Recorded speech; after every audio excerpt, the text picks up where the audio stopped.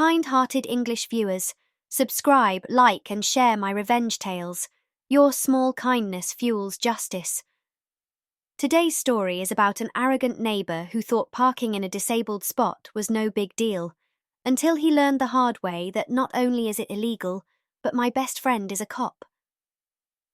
What happens when a selfish neighbour steals the one parking spot you depend on every single day, and then laughs about it? You make one call, and suddenly karma shows up wearing a badge. If you've ever dealt with arrogant neighbours who thought the rules didn't apply to them, this story will hit home. Stick around, because the ending is pure, delicious justice. I live in an apartment complex with limited parking. Because of my disability, I was officially assigned a handicap spot right outside my building. It wasn't just a convenience, it was a necessity. Walking long distances, especially with groceries or after work, was painful for me. For months, everything was fine. My spot was there when I needed it. People respected it. But then, a new neighbour moved in. Let's call him Jason. From day one, he was arrogant. Loud music at night, trash left in the hallway, cutting in line at the laundry room. But his worst habit? He started parking in my handicap spot. The first time, I thought it was an accident. I knocked on his door, explained politely, "Hey, just so you know, that's a handicap spot. I need it." He smirked and said, "Relax, it's just for tonight. You're young, you can walk." I was stunned. Not only did he ignore the rules, but he mocked my disability to my face. Of course, just for tonight turned into every night.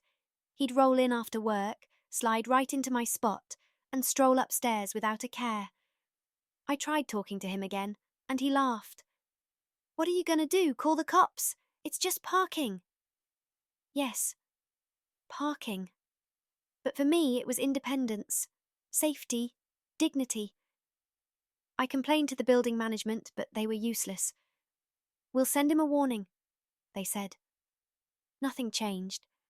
One night I came home late, exhausted, and found Jason's truck parked in my spot again. I had to park 2 buildings away and painfully hobble back with my groceries. By the time I reached my door, I was in tears. That's when I remembered my best friend, Mark, was a cop in our city, and he took parking violations, especially handicap ones, very seriously. I texted Mark, "Got a neighbour who keeps stealing my handicap spot. Can you help?" He replied instantly, "Send me the plate number and address. I'll take care of it." I smiled for the first time in weeks. The next evening, Jason did it again, parked his shiny truck in my spot like he owned it. I sent Mark the picture and license plate. 20 minutes later, a police cruiser rolled up. Jason was inside his apartment when Mark knocked. "Sir, is this your vehicle in the handicap spot?" Jason came out, annoyed. "Yeah, so what? I'm just here for a few minutes." Mark's tone was calm but firm. "You don't have a handicap placard. That's an immediate violation. Step aside, the tow truck's already on the way." Jason's face dropped. Wait. You can't tow my truck." "Oh, I can," Mark replied, "and I will." I watched from my window as the tow truck hooked up his precious vehicle. Jason begged, cursed, even tried to offer excuses. But it was too late. The truck was hauled off, leaving Jason standing in the parking lot fuming. Mark turned to him and said, "You think it's just parking? Tell that to the judge when you pay your fine." Jason had to pay a $350 fine, plus towing and impound fees, nearly $700 in total. And the humiliation? Priceless. Everyone in the building saw it happen. Word spread quickly that he had mocked my disability and lost his truck to the tow yard. After that, Jason never parked in my spot again. In fact, he barely made eye contact with me. A week later, he tried to complain to building management that someone set him up. Management told him, "Well, maybe don't park in a handicap spot." Jason moved out a few months later. I won't lie, the parking lot felt a lot more peaceful without him.